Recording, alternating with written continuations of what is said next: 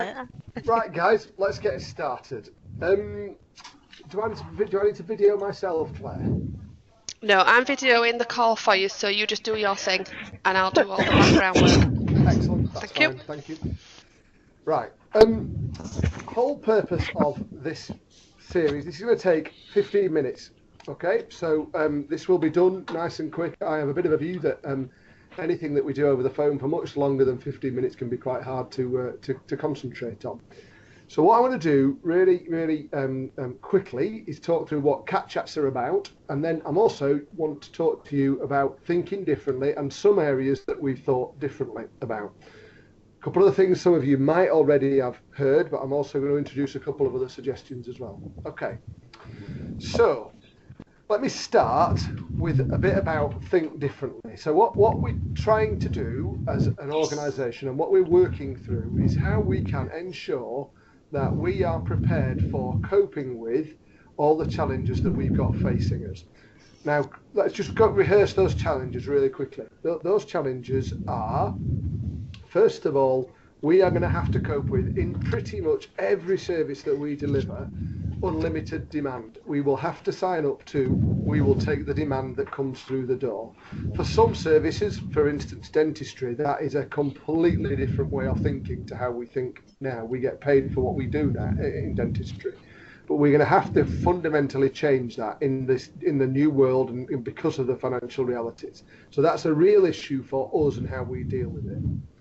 The other bit is that the reality is, in signing up for that, even though a community health organisation or a mental health organisation are in less tight financial straits than a GP service or a social care service or a hospital service, it's still quite tight. And what that means is that we've got to not only agree to deliver unlimited demand, but we've got to do that for less money. In some cases, and in particular, I think around children's services, that could be up to 10, maybe even 15% less money. And that is really challenging. The key to that is we will not do that by trying to deliver services how we deliver them now. It just won't work. We've got to do things fundamentally differently.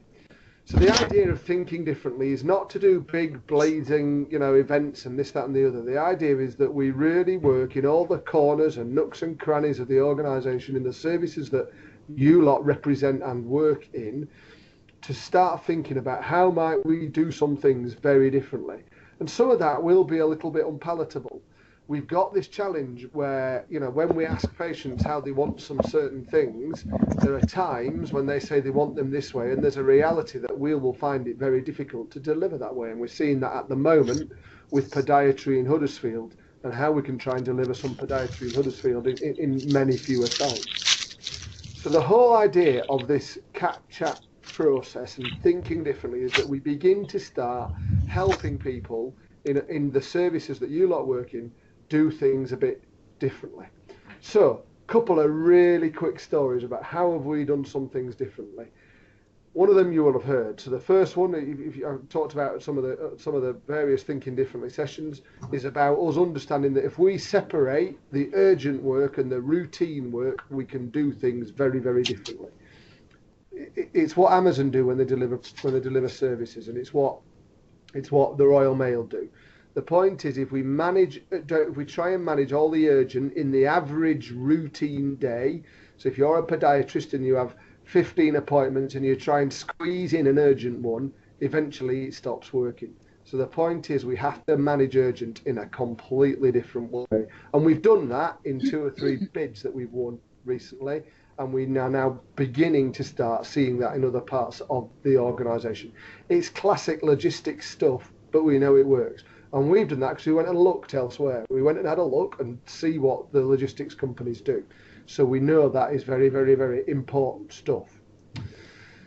So the whole idea of what we do through the cat chats is to help you guys think differently along those similar lines. That doesn't mean urgent and routine. It might mean how we can do something completely differently.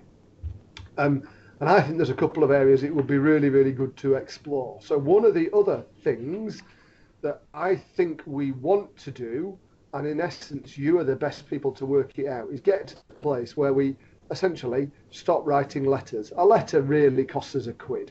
In reality, it might be a bit less, but it costs us £1, and an email costs us 0.01 pence. So as much as when a text costs us about 0.3 pence. So we want to get into the stage of doing this in a completely different way. And I am not the best person to know how some of that works. So somehow we need to begin to appreciate and start understanding how do we do those things. So that takes us into what Cat Chats will really be about. So if you like, the overall theme of Cat Chats is think differently. What Claire has expertly set up with some remarkably ridiculous photographs is a series of brief, thought-provoking events which try and enable you to go and do things differently. My pledge about that and about the Cat Chats is if you get some ideas and you need some support, we'll give you it. And that's Claire's job. We'll find a way to get support to you. If you need a little bit of money to do things differently, we've got the money. We are prepared to invest in a small amount of money to do some things differently that enable us to get to the place that we want to get to. If you need some support about even what might you do about a particular thorny problem, Claire can access that for you as well. What we don't always know, sitting where we sit, and particularly people like me who have to go to frightfully dull meetings with other NHS leaders, what we don't always know is what is it that will really make the big impact in your service. So the idea of Cat Chats is we're going to have lots of these briefing 10-15 minute sessions where we'll introduce some themes to get your grey matter going, to be honest, and to get you thinking differently and get you understanding it. And if then you need a bit of help, the help exists. If you don't need help, get on with it. And if you need a little bit of cash to make it happen, ask, because we've got it and we're prepared to do it. So the whole purpose of Cat Chats is it's short, sharp, thought-provoking, action-based, and we get into doing some things differently. If they become dull, we've failed. If we don't get them, Claire's giving me a dirty look. If we don't manage to get this really, really, really working, then we failed.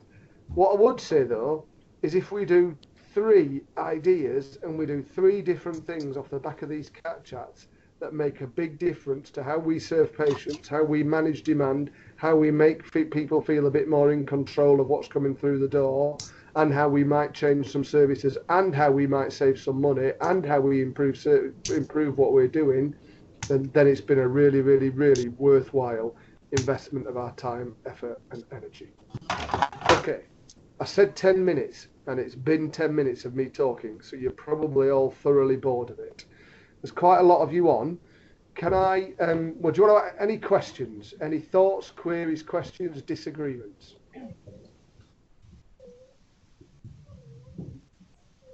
Oh, somebody must have. Not like you lot to be quiet. I can see that Rachel Galloway's on this call. She's normally the first one to talk. If I say anything, you make a video and put it on Elsie. So keeping my card close to my chest. Okay, just Claire has put together a bit of a programme based on what she thinks and what a few others that she's chatted to think. Is there any stuff that you lot would really like to make sure we go off and find? Because the Cat Chats don't have to be just internal people doing it. We're quite happy to go and find a few other people to do some stuff as well. No?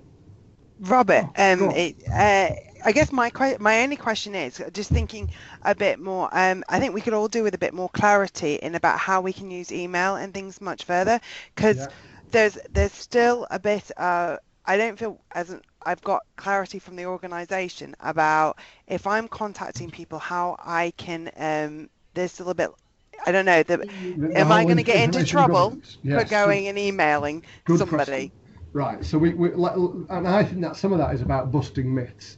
The short answer is no. The long answer is there's a couple of small steps that we need to make really simple for you to enable us to do that. So let's pick that one up, Claire, because that information governance stuff gets in the way of lots and lots and lots of things.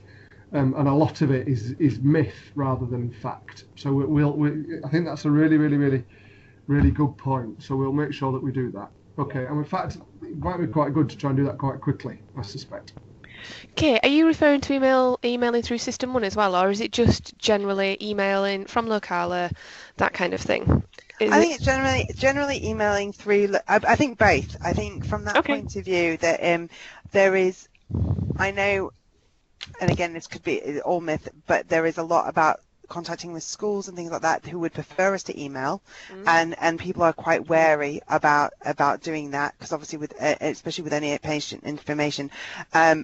I am going to do this. I personally need more information about emailing through System 1 as well, which I'm it's not a facility at the moment as such. I mean, it's there in System 1, but it's with governance at the moment because there's a lot of stuff around how it goes out of System 1 and things like that. So I just thought I'd put that out there. So there is a facility, but I think when it comes to emailing, like patient information and information leaflets and stuff, I think that could be, depending on the information governance, would be well placed in like Locala email and not through System 1 as well. But I'll follow up System 1 email. Follow it up. The other bit, the patient is allowed to give you you have to ask the patient, can I email you stuff that might include some of your personal stuff? They're allowed to say yes. And when they say yes, that fundamentally changes it. The bit about schools is some of the schools have different views and rules and it can change elsewhere, but we can help with that as well.